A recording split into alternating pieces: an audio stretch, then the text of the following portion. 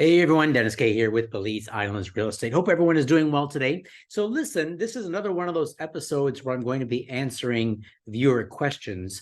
Whenever I get an email that comes in like this, that's pretty detailed, I like to make a video answering the questions, not only to benefit the particular clients asking, but I figure if they're asking these types of questions, many more of you also might have the same ones. And so I'm going to post this to my YouTube channel and hopefully everyone can benefit. So let's just start off. These are the top 5 questions that I got from one particular client. And you can see there in question number 1, they're looking to relocate to Belize. And they're going to be buying property and building their own home. But they're asking the question about finding a larger rental property. So at least 3-bedroom, 2 baths, to house their family, their pretty large family while they're building. So they're asking for any temporary housing recommendations or reputable long-term rentals.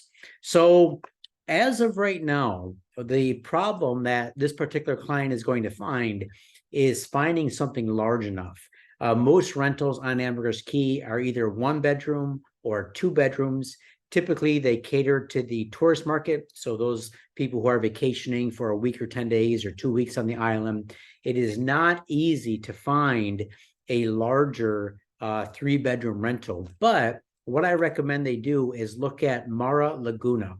So Mara Laguna has 1 and 2-bedroom condos for rent. So they might be able to rent 2-bedroom condos to fit their family in. Or they also have some villas, some 3 and 4-bedroom villas. So check that out, guys. Just Google Mara Laguna, San Pedro, Belize.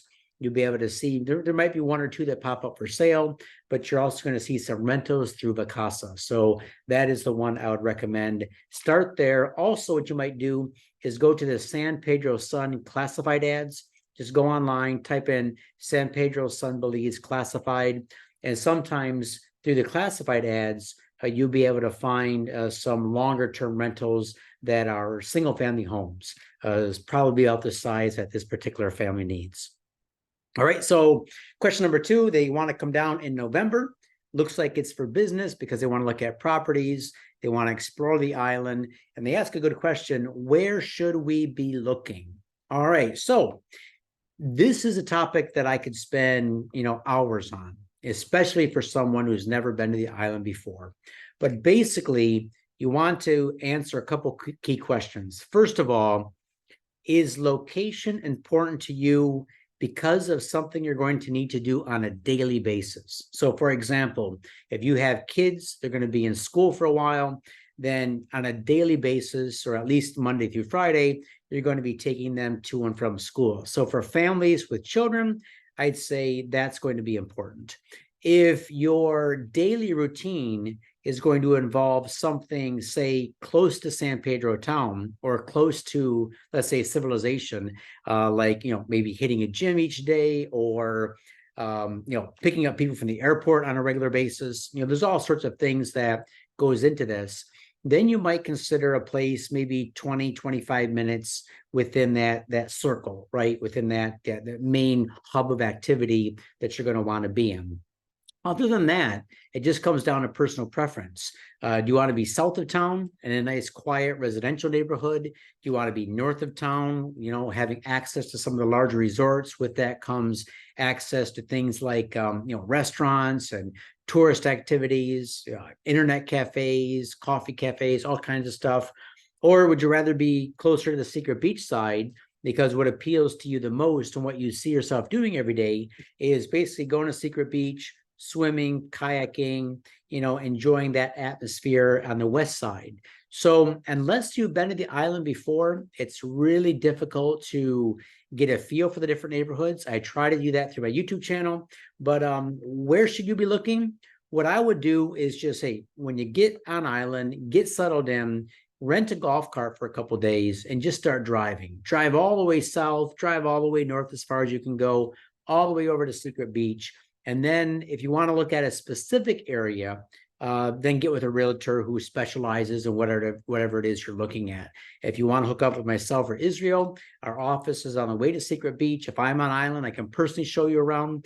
If I'm not, Israel staffs our office there. He'll be able to show you some different neighborhoods.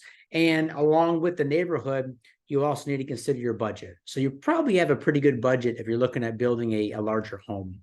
So the price for the land, you'd be looking at paying anywhere between $65,000 up to say 130,000 for something off the beach. If you want something on the beach on the East Coast, you're looking at starting prices around 300,000 to 400,000.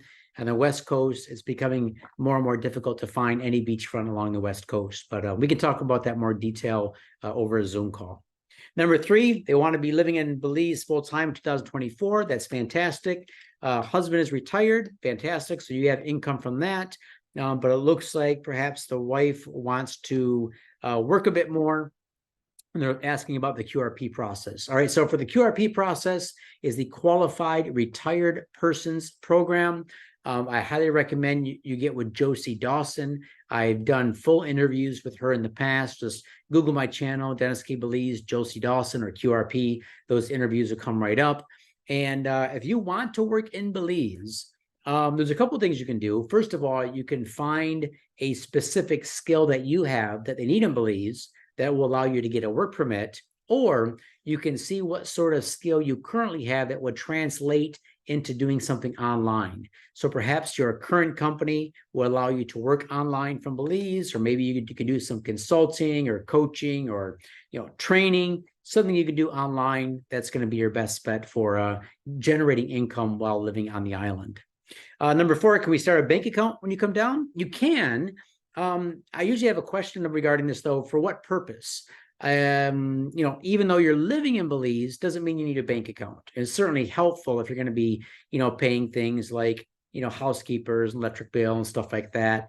And you're going to be, Belize is going to be your permanent home. So you absolutely can open up a bank account. You can do open up a Belize dollar account at say Atlantic Bank or Belize Bank. And what you need to open those are a couple key pieces of information. First of all, a letter of recommendation from your current bank and a letter of recommendation from a lawyer or accountant, someone in a professional capacity that you work with. So those are important. You need original copies of those letters, and those are very, very important because the banks are strict on having those. They also have a few other requirements, your passports and what else? Passports. But the main thing is those letters of recommendation. Those are key. Number 5, for moving your belongings, reputable shipping companies. Yeah, I use Hyde Shipping. They're based out of Fort Lauderdale. They have they ship containers down a couple of times a week. They're one, and depending on where you're living now, you also have other options. And I can give you a list of those options too, if you request those by email.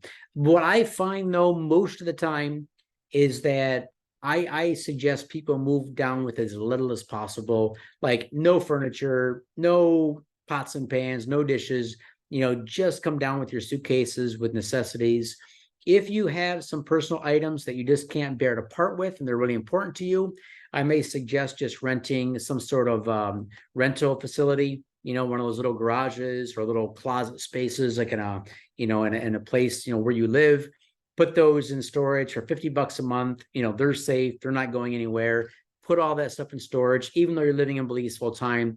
At some point, you might want to go back or, you maybe distribute some of those items to children or grandchildren. But to bring them down to Belize, it's a lot of people just end up shipping them back over time. So I would recommend you not bring down a lot of things. But if you do need to bring down a few, key things that are important to you, try Hyde Shipping. And there's a couple other ones I recommend as well. So listen, hope this is helpful. Thank you for watching. And if you guys have any comments or questions, especially where they're like this, that you feel would appeal to my broader audience, let me know. I'll make a video, post on my YouTube channel, and I hope information like this is helpful to all of you. All right, thanks a lot, guys. Have a great day, and we'll talk to you soon.